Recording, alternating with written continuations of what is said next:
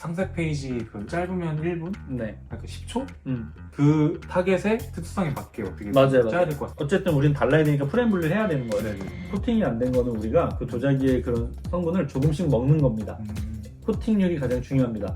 라고 하는 거죠. 코팅이 된 거는 10년을 써도 벗겨지지 않습니다. 그런 게 쌓이면 인체에 유해할 수 있습니다. 코팅률을 확인하세요.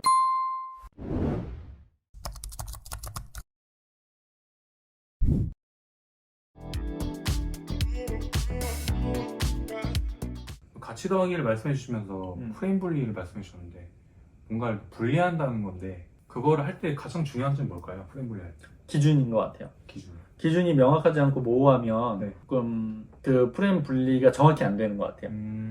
예를 들어서 베비투스님이 만약에 이제 연애를 하려고 해요. 어떤 여자분들을 만나고 싶은 게 있을 거 아니에요. 네. 근데 이제 그 여자분들이 이제 베비투스님한테 어필을 하는 거죠. 근데 이렇게 애매하게 프레임 분리해요. 아, 나는 공부 되게 잘했어. 그리고 되게 논리적이라서 나는 나중에 애도 잘 볼 수 있어. 공부를 잘하고 못한 거에 대한 프레임 분리를 한 거거든요. 네네. 공부를 못하는 사람도 현명하지 못하다. 네네. 이거는 근데 우리가 빈틈이 있잖아요, 이 기준에. 공부를 못해도 현명한 사람이 있을 수 있을 것 같은데? 그리고 이제 대학을 잘 못 가도 상황이 안 돼서 못 갔을 수도 있을 것 같은데? 맞아요. 맞아요. 이런 빈틈이 생기면 프레임 분리가 안 돼요. 근데 이렇게 가는 거죠. 만약에 두 명이 경쟁을 하는데, 네. 쟤 전과자인 거 알아요? 쟤 그 무고죄로 이제 들어갔다 왔는데? 그러면, 전과자는 안 돼. 라는 이 기준이 확실하게 셀 수도 있는 거죠. 그러면 나는 이 사람이 좋든 말든 지금 이 사람이 그나마 가능성으로 남는다가 되는 거죠. 이렇게 명확한 기준이 있으면 네네. 프레임 분리가 돼요. 그러면 나의 라이벌인 사람과 경쟁자인 사람을 완전히 이 사람의 선택지에서 분리시킬 수 있는 거예요. 이게 소비자들한테 해야 되는 거죠. 우리는 카테고리 들어갈 때 대부분 약자로 들어가잖아요. 네네. 처음부터 강자로 들어갈 수는 없는데 기존 시장에 대한 프레임을 나 빼고 모든 걸 다 제거할 수 있는 걸로 가야 되는 거죠. 혹시 이 인증서 확인하셨나요? 이게 없는 거는 다 사기입니다. 그럼 딴 데 가서 막 내가 고려하는 데서 인증서를 찾는 거죠. 없지. 그 인증서는 나밖에 안 받은 거 테니까. 그러면 불안해지는 거죠. 이게 제로 마케팅이 접목된 프레임 분리죠. 말씀하신 거 들어보니까 네. 프레임 분리라는 게 사실 완전 진짜가 아니어도 되는 것 같은데 어떻게 생각하시죠? 진짜는 무엇이냐 보면 사람의 심리를 조종하는 거에서 진짜가 아닌 경우가 더 많아요. 절대적인 기준이 세상에 살면서 있지 않죠. 예를 들어서 어릴 때는 진짜로 우리가 학벌이 좋은 사람들이 더 훌륭하다고 믿었잖아요. 네네. 근데 지금 그렇지 않게 됐죠. 그런 것처럼 계속 바뀐다라고 생각해요. 그래서 저는 이제 가짜 결핍, 진짜 결핍 이런 게 있는데 네네. 이렇게 보는 거죠. 그게 진짜라고 느끼는 거는 상대가 납득하면 되는 거라고 생각해요. 100살까지 일하고 싶습니까? 아니요. 그럼 100살까지 일하지 않게 하는 방법을 알려드릴까요? 네. 이렇게 되는 거예요. 이게 지금 프레임 분리한 거거든요. 그냥 평생 일할 사람과 평생 일하지 않아도 되는 사람을 나눈 거예요. 근데 이거 중에 전자를 택할 사람이 누가 있어요? 없죠. 그러면 어차피 다 프레임에서 이쪽으로 넘어올 걸 알고 있는 거예요. 이런 식으로 기준을 만들어서 내 말에 힘을 실리게 하는 게 프레임 분리의 전략인 거죠. 그러면 혹시 아까 예시를 들어주셨는데 네. 내가 그렇게 프레임을 짜서 분리하는 것도 전략이 될 수 있을까? 네, 근데 이제 나 빼고 그 경쟁자들이 네. 그런 요소가 있었어야 돼요. 약간 아무것도 없는데 그렇게 네. 해버리면 네. 믿음이 안 가기 때문에. 당위성이 좀 네, 당위성이 있어야 돼요. 당위성. 당위성만 있다면 프레임 분리를 할 수 있고 제로 마케팅 할 수 있죠. 당위성이라는 게 이제 그럴듯하게 보이는 거죠. 맞아요. 우리는 납득 가능한 선과 납득 안 되는 선을 구별할 수 있어야 된다고 봐요. 그러니까 제가 베비투스님한테 베비투스님 우리 한 달에 2조씩 봅시다. 이건 당위성에서 벗어나요. 이게 달콤한 말이 될 수 없어요. 네. 그런데 이렇게 하는 거죠. 베비투스님 우리가 그런 프로젝트를 통해서 한 달에 베비투스님한테 한 1200 정도만 더 벌게 해드릴게요. 이건 당위성 안에 있는 수치예요. 네, 그러면 당위성이 있을수록 되게 상대방이 좀 더 마음이 동할 가능성이 높죠. 뭔가 합리적이어야 되네요. 네, 그 당위성에서 벗어나는 어떤 설득은 허황되기 때문에 실제 그게 가능하다 하더라도 그렇게 말하면 안 돼요. 그 사람이 생각하는 합리가 어디까지인지도 파악을 하는 게 중요합니다. 네, 그래서 보편성과 특수성을 같이 이해할 수 있어야 누군가를 설득할 수 있다고 봐요. 세상이 갖고 있는 보편성과 이 사람이 갖고 있는 특수성을 저는 같이 고려해야 되는 거죠.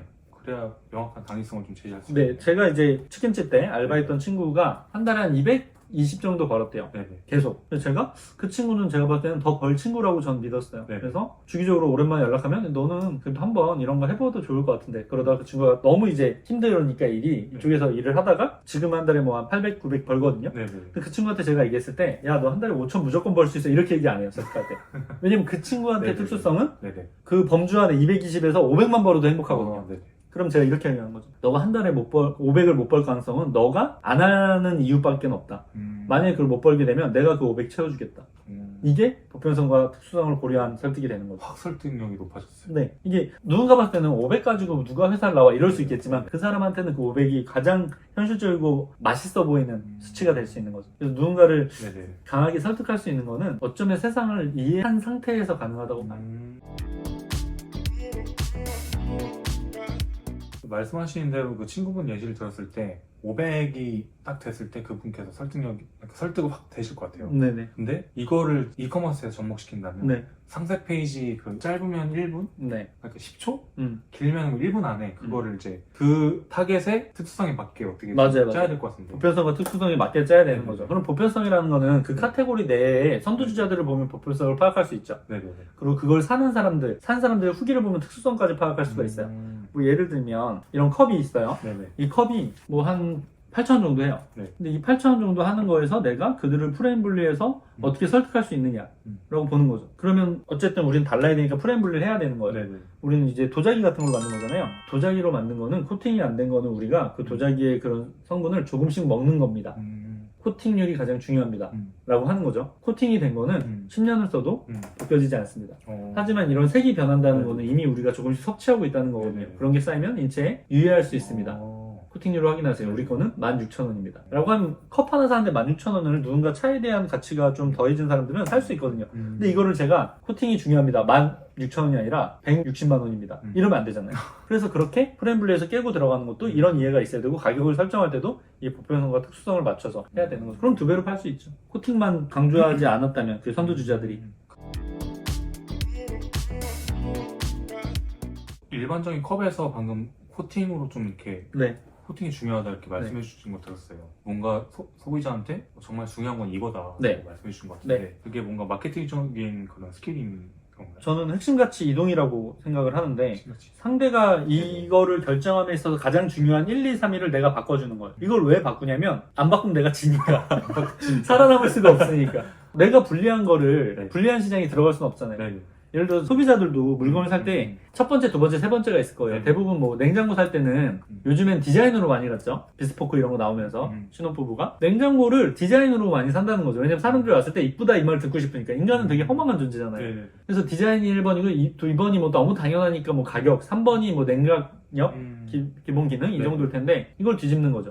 어떻게 어떻게 뒤집을 수 있죠? 그게 가장 중요한 게 아니라 뭐 안전이라든지 네. 뭐 소음이라든지 그러면 안전으로 가려면 몇 개씩 터졌어야 돼, 1년에. 냉장고가. 네. 당위성 네. 부분을 고려해야 되는데 네. 그게 많이 안 터진단 말이에요, 냉장고가. 성질상. 그러면 이렇게 가는 거죠. 아니, 원룸 사는데 무슨 디자인? 가격이 제일 중요합니다. 그리고 기능은 거기서 다 거깁니다, 요즘에. 다 발전해서. 중소기업이나 뭐 대기업이나. 우리도 안에 냉매제나 이런 거는 대기업 기술을 씁니다.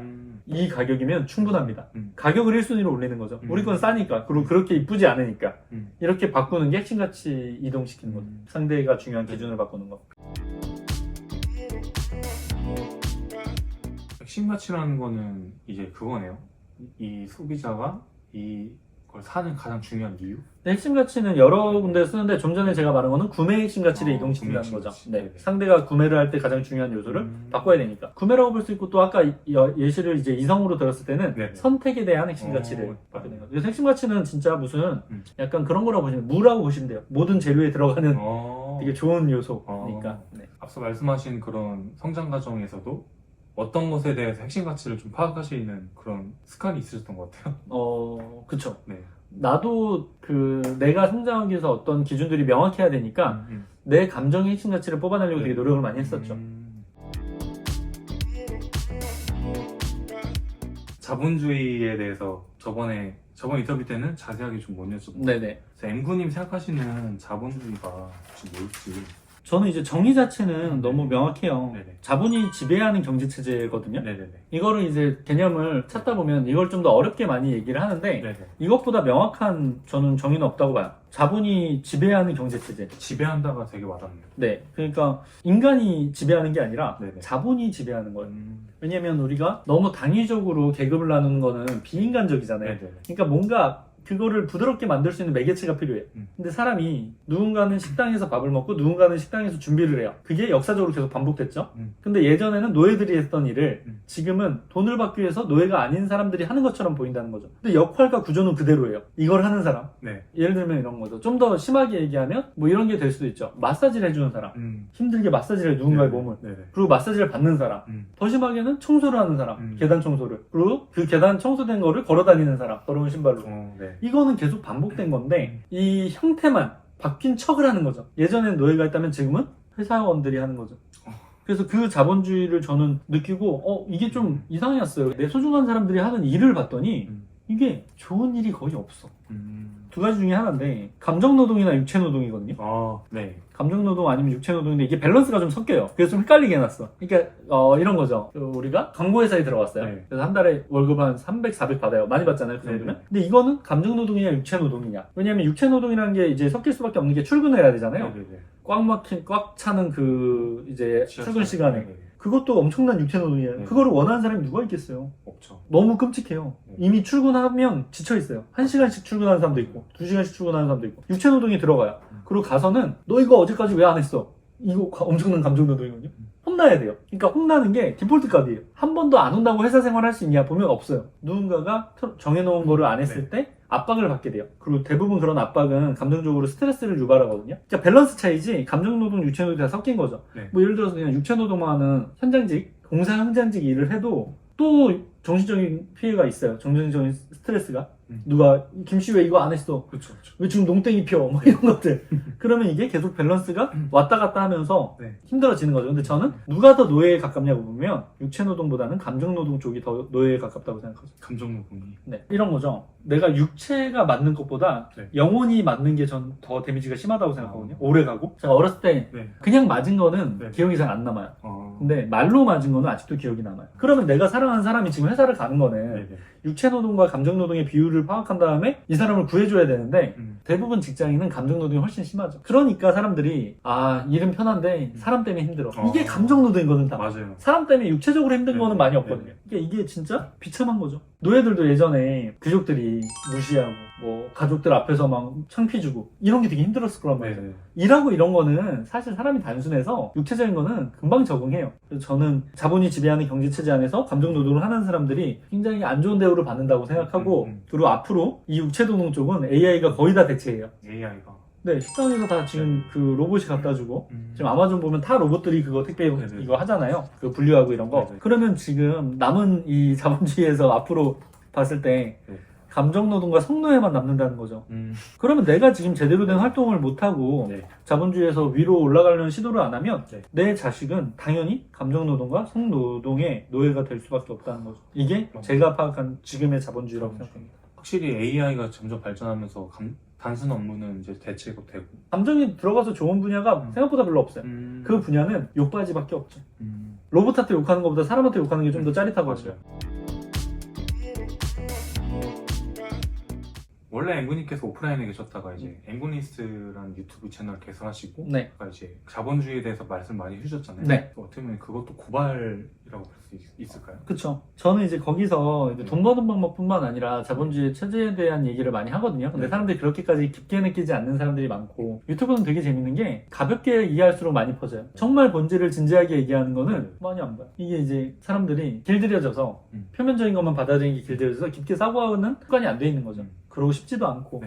저는 꽤 많이 얘기했죠. 인간의 위선이나 뭐 선한영향력 얘기도 많이 했는데 저는 선한영이랑 연합영이라는 그 단어 자체에 그 네. 위선이 있다고 보거든요. 선한 영향. 물론 선한 영향력이 실제로 있어요. 근데 그거는 상대가 선한 영향력을 의도하지 않았을 때 발생되는 거죠. 뭐 예를 들면 이런 거죠. 되게 부자예요. 네네. 뭐 1조 이상 있어요. 네네. 그 사람이 기부를 해요. 그럼 그게 선한 영향력이냐? 저는 그게 네. 1조를 다 갖고 있는 사람들끼리의 경쟁이라고 보거든요. 이미지를 가져가는. 네네. 본인의 명예욕이나 인정욕까지 가져가려면 그게 똑똑하고 영리한 행동이죠. 연예인이 기부를 많이 하는 거는 본인들이 더 많이 오래 벌고 싶기 때문이거든요. 그러지 않은 사람도 있어요. 물론 본인의 인생보다 이제 타인을 더 위하는 사람들도 있어요. 근데 그 사람들은 애초에 선한 영향력을 고려하지 않는 사람들이라고. 그리고 그들은 어쩌면 본인 인생의 우선순위가 누군가와 다르고 그게 현명하지 않은 우선순위이기도 한 거죠. 예를 들어 우리 가족은 굶어 죽는데 내가 계속 뭔가 난민들을 구하고 있어요. 그게 과연 옳은 걸까요? 대부분은 옳지 않다고 생각합니다. 근데 다수는 네네. 그 사람의 그 선의에 되게 감동할 거 아니에요. 네네.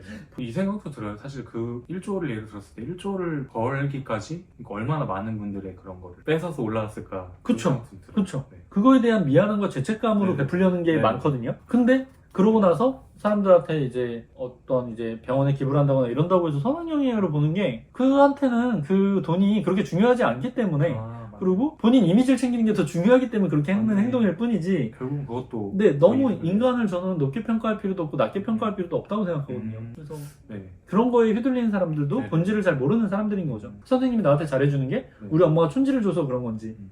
내가 잘해서 그런 건지를 판단할 수 있어야 되니까. 음.